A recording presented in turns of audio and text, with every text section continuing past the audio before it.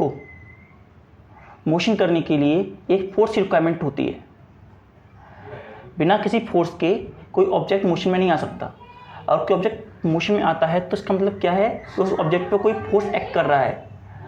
अब उस ऑब्जेक्ट पे अगर कोई फोर्स एक्ट कर रहा है तो हमने बहुत सी ऑब्जेक्ट देखे हैं, जिस तरीके से हमने कार का एग्जांपल लिया, बहुत सी चीज़ों का, कार का, बस का, ट्रक का और बर्ड्स का, बहुत सी चीज़ों का एग्जांपल लिया, जिससे हमने देखा कि वहाँ पे मोशन तब होता है जब उनमें फोर्स लगता है। लेकिन यही मोशन नहीं, लेकिन हम कुछ और तरीके के मोशन भी देखते हैं जो हमारी डेली लाइफ में होते हैं। जैसे कि हम एक बॉल को ड्रॉप करते हैं ऊपर, तो बॉल जो होती है, बॉल हमेशा नीचे ही क्यों आती है? बॉल नीचे आती है तो इसका मतलब क्या है, इस पर कोई फोर्स एक्ट कर रही होगी। अब इस पर कोई फोर्स एक्ट कर रही है तो कौन सी फोर्स एक्ट कर सकती है इस पर, और उस फोर्स का नाम क्या है? बॉल ही क्यों, रेन ड्रॉप जो होती हैं, बिग क्लाउड जो होते हैं, क्लाउड से रेन आता है, रेन। तो ये रेन है, इस रेन ने क्या कर रखा है, रेन से वाटर आ रहा है ज़मीन पर। तो ये ऐसा क्यों होता है कि हमेशा वाटर जो होता है ज़मीन के नीचे ही आता है? ऐसा क्यों नहीं होता कि वाटर डाउन जाता है, डाउन जाने के बजाय ऊपर की तरफ क्यों नहीं आ पाता? इसी तरीके से आप देखिए, आपने कभी रिवर्स को देखा होगा, तो रिवर्स जो होती हैं एक झरने पे आने के बाद में ज़मीन के नीचे यूँ गिरती हैं, यूँ, तो और फिर यूँ होते हुए इस तरीके निकलती हैं। तो ये डाउन आ रही हैं, ये डाउन क्यों आ रही हैं?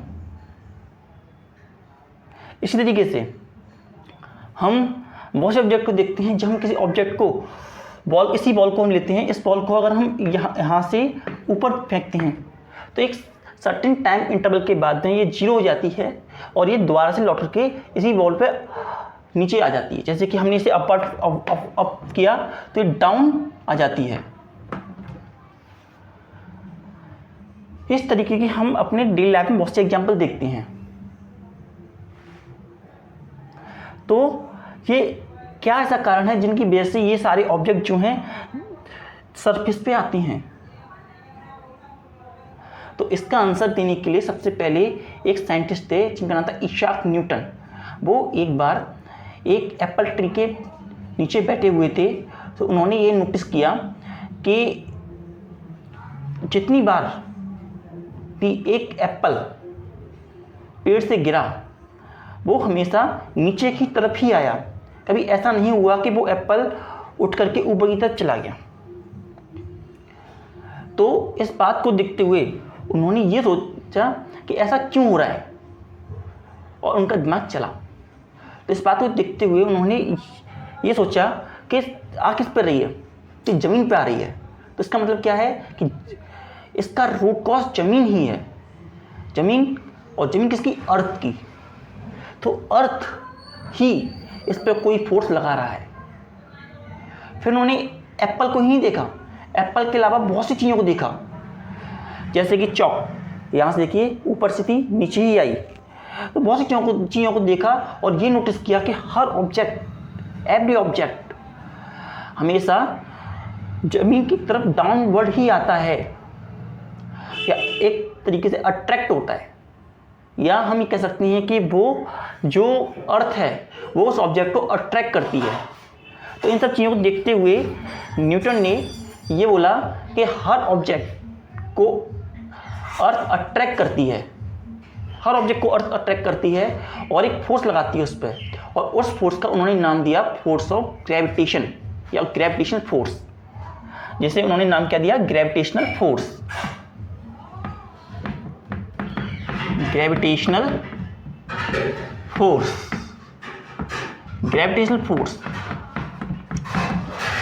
ये कौन सी फोर्स होती है? हमने अभी तक इन सब एग्जाम्पल में देखा कि ये एक अट्रैक्टिव फोर्स है, attractive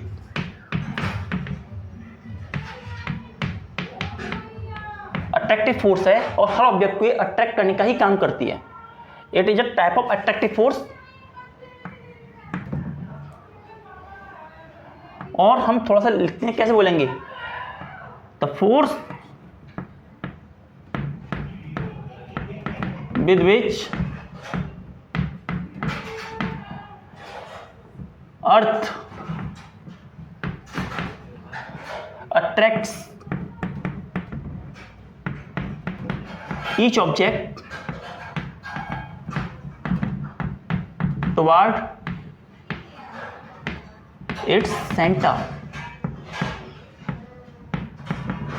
Toward its center. Mean to say कि जिस फोर्स से अर्थ ऑब्जेक्ट्स को अपनी तरफ अट्रैक्ट करती है सेंटर की तरफ, उसी फोर्स को हम फोर्स ऑफ ग्रेविटेशन नाम देते हैं। फोर्स ऑफ ग्रेविटेशन के एग्जाम्पल भी बहुत सारे हैं। एग्जाम्पल,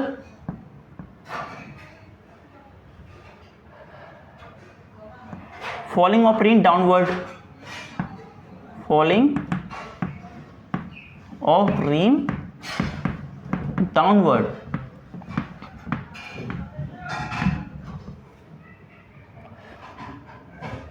ग्रेविटेशनल फोर्स का दूसरा एग्जांपल होता है कि वो एटमॉस्फेयर को होल्ड कर रखता है। Gravitational force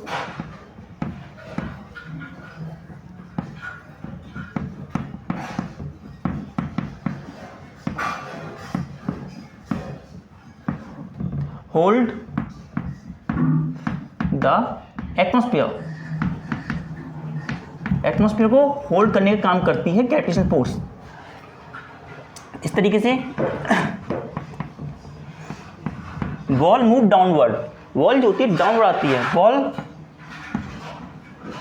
move downward, downward ball जो होती है डाउनवर्ड आती है, जमीन की तरफ अट्रैक्ट की जाती है क्योंकि उस पर एक फोर्स ऑफ अट्रैक्शन लग रहा है जिसकी वजह से वो उसकी तरफ जमीन तक खींच रही है। अब ये सब बातें तो हमें समझ में आई। अब देखिए ये किस चीज़ से इफेक्ट होते हैं। न्यूटन ने क्या बोला, न्यूटन ने बोला, Newton attract every object, attract every object, every object मतलब कि हर ऑब्जेक्ट को अट्रैक्ट करता है। लेकिन हम ये तो नहीं देखते कि ये चौक का डब्बा और ये चौक आपस में एक दूसरे को अट्रैक्ट कर रहे हैं, ऐसा तो नहीं होता, हमने ऐसा तो कभी देखा नहीं है। ऐसा क्यों नहीं होता? The simplest reason behind is that कि इन दोनों के बीच में फोर्स जो लगती है बहुत ज़्यादा कम होती है, और ये फोर्स जो होती है इनके मास पर डिपेंड करती है। तो इस और अगर किसी ऑब्जेक्ट का मास बहुत ज़्यादा कम होता है तो वो जो ग्रेविटेशनल फोर्स लगाता है वो भी बहुत ही ज़्यादा कम होती है। इस बात को देखते हुए न्यूटन ने बोला कि if mass is less, if mass is less जीवी और gravitational force, gravitational force is going to be less. Mean to say अगर मास कम होगा तो उन दोनों में जो फोर्स लगेगी वो भी बहुत ही ज़्यादा कम होगी। जिस तरीके आप यहाँ देखिए, ये एक छोटी सी बॉल और ये एक छोटी सी बॉल, ये इन दोनों की ball A and ball B. अब इन दोनों का मास बहुत ज़्यादा कम है तो लेस फोर्स, तो ये दोनों बहुत कम फोर्स एक्सपीरियंस करेंगे एक दूसरे की तरफ। लेकिन वहीं केस 1 एंड केस सेकंड में mass is more, if mass is more, mass ज़्यादा है, देन फोर्स इज हाई, तो फोर्स जो होगी वो भी हाई होगी। जिस तरीके से हम देख सकते हैं 2 planets, planet number 1 and planet number 2, A and B, इन दोनों का मास बहुत ज़्यादा है। मास बहुत ज़्यादा होने की वजह से force high, force is high. और एक पॉइंट और, किसी ऑब्जेक्ट में कितना ग्रेविटेशनल फोर्स लग रहा है ये केवल उसके मास की वजह से डिपेंड नहीं करता, इस बात पे भी डिपेंड करता है कि वो ऑब्जेक्ट कितना दूरी पर रखा हुआ है। अगर और दो ऑब्जेक्ट पास में हैं तो ज़्यादा ग्रेविटेशनल फोर्स लगाएंगे, और वहीं दो ऑब्जेक्ट दूर हैं तो रेस्पेक्टिवली वो कम ग्रेविटेशनल फोर्स लगाएंगे।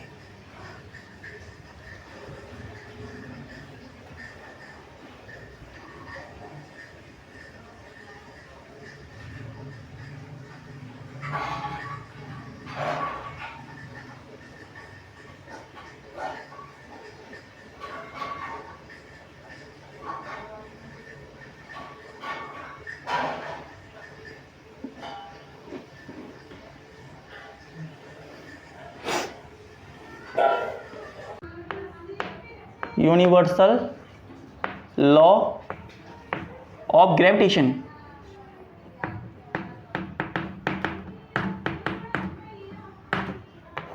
Universal law of gravitation. इसके अकॉर्डिंग पहले हम समझते हैं, उसके बाद लिखेंगे। सपोज कीजिए अगर दो object number A and object number B, ये दो ऑब्जेक्ट्स हैं। अगर एक ऑब्जेक्ट का मास m1 है और सेकंड ऑब्जेक्ट का मास m2 है, और इन दोनों के बीच में जो डिस्टेंस बना हुआ है ना वो r है, तो according to Newton the force of attraction या force of gravitation in between the two object is directly proportional, force जो होगी वो डायरेक्टली प्रोपोर्शनल होगी in product of the mass. जो मास का प्रोडक्ट होगा m1 and m2 it directly proportional to the product of mass. जो product of मास है उसके डायरेक्टली प्रोपोर्शनल होगा, और वहीं जो फोर्स होती है फोर्स वो इनवर्सली प्रोपोर्शनल होती है उनके बीच में डिस्टेंस कितना है। पहले एक बात समझिए, डायरेक्टली प्रोपोर्शनल का मतलब क्या होता है। डायरेक्टली प्रोपोर्शनल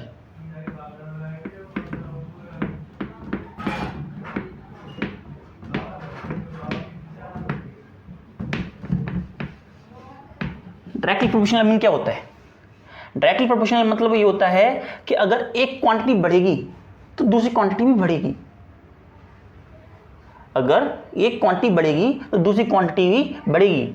मीन जैसे कि अगर ये मास बढ़ेगा तो फोर्स भी बढ़ेगी। डायरेक्टली प्रोपोर्शनल ये दोनों हैं।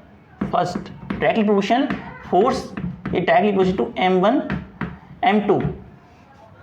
अगर प्रोडक्ट ऑफ मास बढ़ा तो फोर्स भी बढ़ेगी। इन सिमिलर मैनर अगर मास डिक्रीज हुआ, प्रोडक्ट ऑफ मास डिक्रीज हुआ तो फोर्स भी डिक्रीज जाएगी। इस तरीके से हम बोलते हैं डायरेक्टली प्रोपोर्शनल। सिंपल भाषा में एक चीज की बढ़ने से दूसरी चीज बढ़ेगी। Second inversely proportional,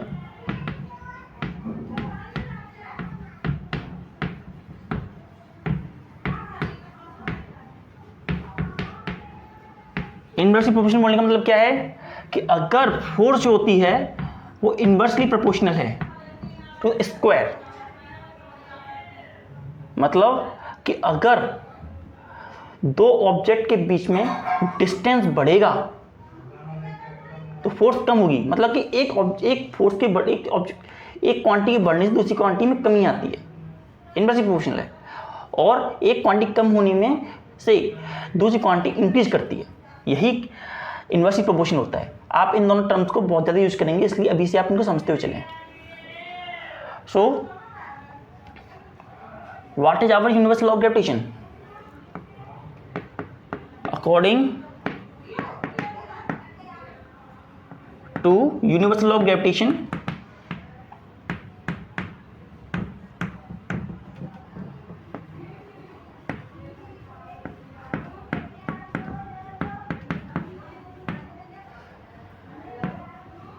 first each object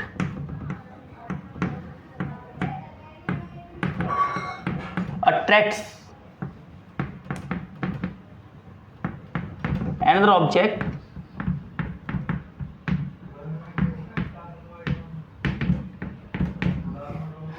with a force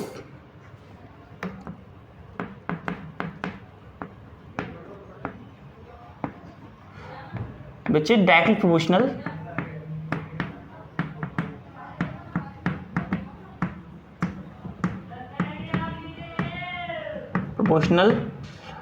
to their mass, to their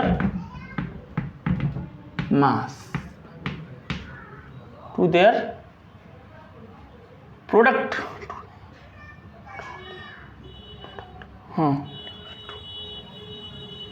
directly proportional to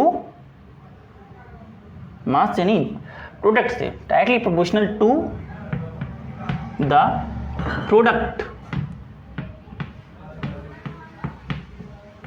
of their mass, that is F is directly proportional to m1 and m2. And second part,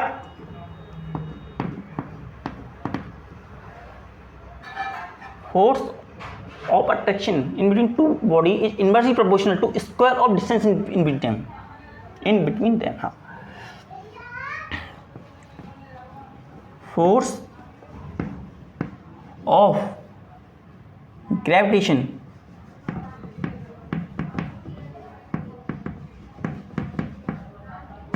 is inversely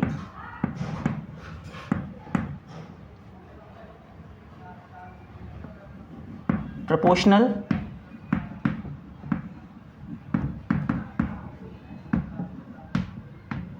to the square of distance in between them. Square of distance in between them mean force is inversely proportional to r square. That is equation number 1 and that is equation number 2.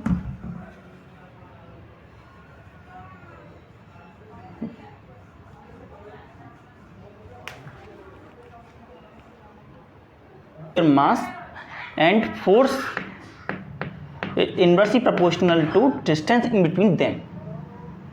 Now combining both,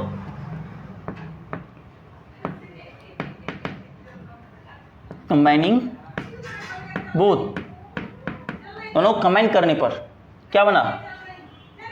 force is directly proportional to m1 m2 upon r square. m1 m2 upon r square. Now जब हम proportionality के sign हटाते हैं तो हम एक constant भी लगाते हैं. तो हमने प्रोपोर्शनलिटी से साइन हटाने के लिए कांस्टेंट लिया g. तो force is equal to g m1 m2 upon r square, where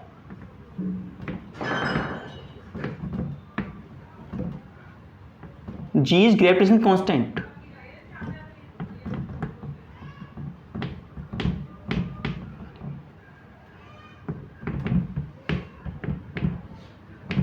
Gravitational constant.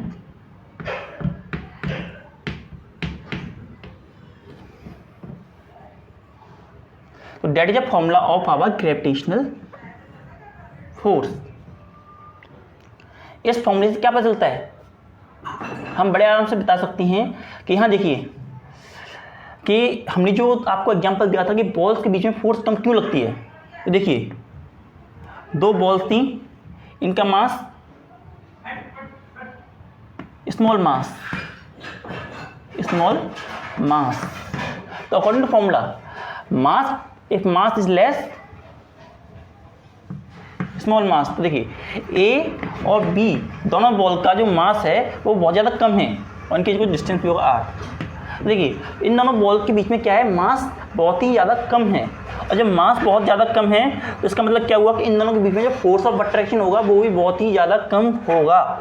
इसी तरीके से अगर हम दूसरी हम चीज़ देखते हैं कि दो बड़े बड़े प्लैनेट्स के बारे में बात करते हैं जब हम, तो ये प्लैनेट नंबर 1 और planet number 2 A and B, इसका मास m1, इसका mass m2, heavy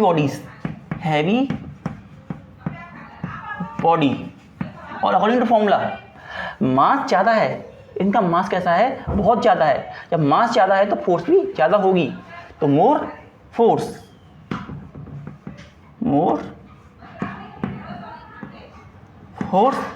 and less is the force. तो मास ज़्यादा और कम होने से जो फोर्स है वो किस तरीके से इफेक्ट होती है, ये हमने यहाँ पे देखा है। Now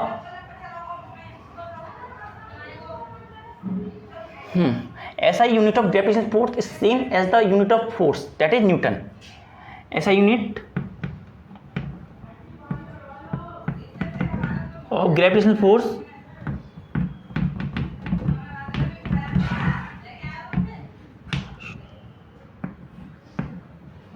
is same as force, क्योंकि ग्रेविटेशनल फोर्स भी कहते हैं कि फोर्स ही ना, is Newton.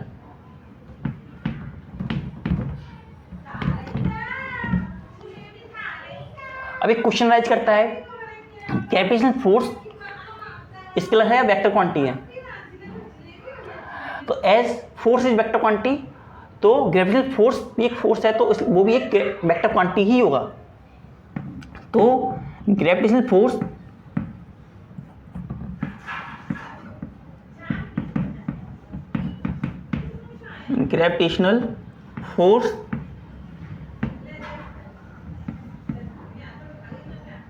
is a vector quantity.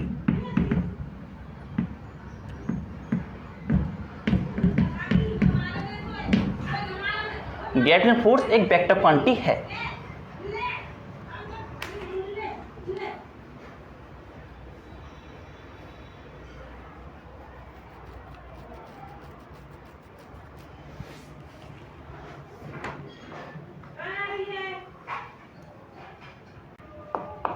Unit of gravitational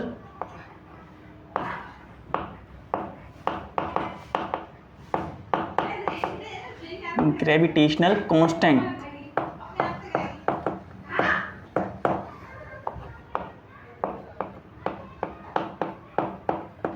gravity constant की यूनिट। तो जैसे कि देखिए हमारा क्या फॉर्मूला क्या था, force is equal to G m1 m2 upon r square. तो देखिए तो यहाँ से क्या होता है, यूनिट ऑफ फोर्स क्या है, हम इसमें ऐसे यूनिट की बात करेंगे, unit of force is Newton and mass kg and distance meter. Now taking all the point in this side, so G is equal to F R is G equal to F R square m1 m2। तो यहाँ value put करने पर newton metre square and KG, तो क्या बनाइए, newton metre square upon KG square. So newton metre square and KG -2।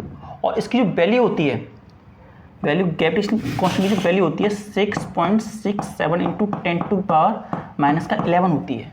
एक calculated value है, इसकी यूनिट लगाने पर kg स्क्वायर। ये वो फोर्स होती है, ये ग्रेविटी इतनी वो फोर्स होती है जब 1 kg के दो ऑब्जेक्ट 1 kg के दो ऑब्जेक्ट आपस में 1 मीटर के डिस्टेंस पर रखे हुए हैं, तो जब दो ऑब्जेक्ट ए और बी में जो फोर्स लगता है वह फोर्स 6.67 इंटू 10⁻⁻11 न्यूटन के बराबर होता है। और एक ग्रेविटेशन कांस्टेंट की ये वैल्यू रहती है। ये हमारी वैल्यू हमें लर्न कर लेनी चाहिए, हमें काम आएगी। ओके।